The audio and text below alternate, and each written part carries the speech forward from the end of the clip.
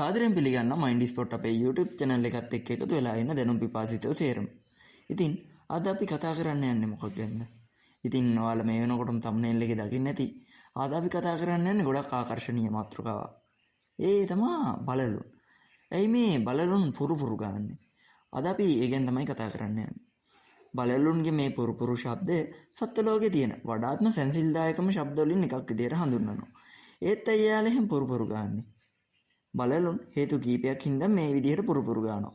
සමහර වෙලාවට ඔයාලගේ උකුලේ ගොලි වෙලා ඉන්නකොට මෙයාලා පුරුපුරු ගන්නවා. ඒ කියන්නේ ඒක සතුටේ සහ තෘප්තියේ සලකුණක් විදිහට හඳුන්වන්න පුළුවන්. ඒත් බලලුන් ආතතියෙන්, බියෙන්, වේදනාවෙන් ඉන්න විටදී පවා මේ පුරුපුරු ගෑම කරනවා. විද්‍යාඥයින් විශ්වාස කරන්නේ පුරුපුරු ගෑම බලලුන්ට තමන්වම සුවපත් කරගන්න උපකාරී වෙනවා කියලා. පුරුපුරු ගෑමෙන් නැති වෙන කම්පන මගින් අස්ථි සහ පටක අලුත් වැඩියාව ප්‍රවර්ධනය කරන්න, වේදනාව අඩු කරගන්න සහ ආතතිය පවා අඩු කරගන්න හැකියාව තියෙනවා කියලායි විද්‍යාඥයෝ කියන්නේ. ඉතින් මේ බලලකුගේ පුරුපුරු ගෑම කියන්නේ සතුටුදායක ශබ්දයක් විතරක්ම නෙමෙයි.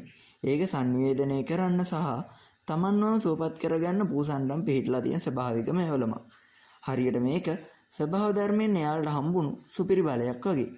ඉතින් මේ වගේ පුංචි පුංචි වීඩියෝ දිගටම බලන්න ඔයාලා කැමතිද?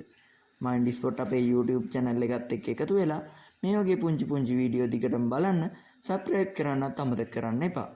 එහෙනම් ඔයාලා හැමෝටම සුබ දවසක්.